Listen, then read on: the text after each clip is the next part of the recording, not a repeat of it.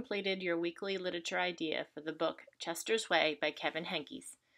This is a story that is fiction and you could use for a theme of mice or friendship.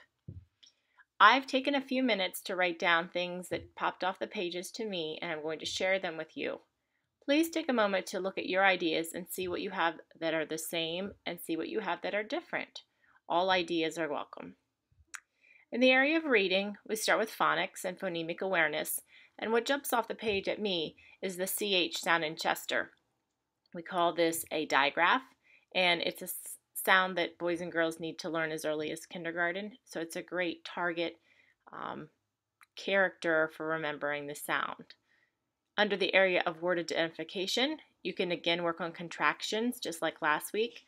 There's lots of contractions in the book. And also this book has lots of verbs that have ed endings. So you can find the verbs, look at the root word and the ending. In the area of comprehension, you can look at character traits, seeing how Chester, Wilson, and Lily look, act, and feel, and also how they change from the beginning of the story to the end of the story.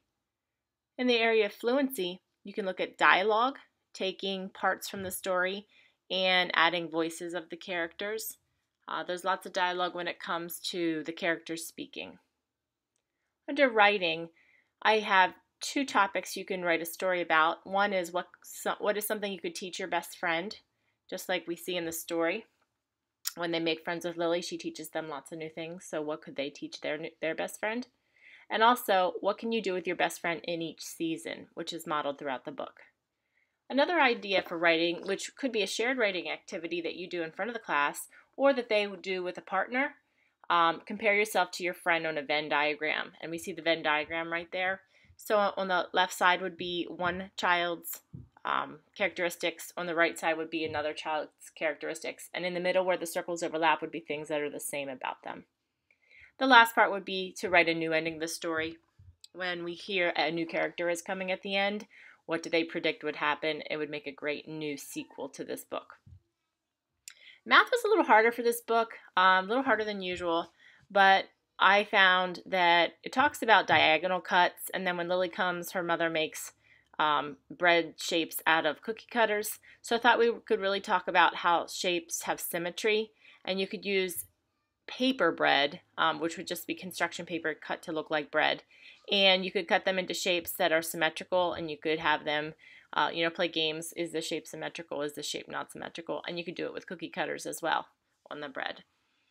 Also, any sort of patterning, you can use Wilson, Chester, and Lily and just print out pictures of them that are the same from the book.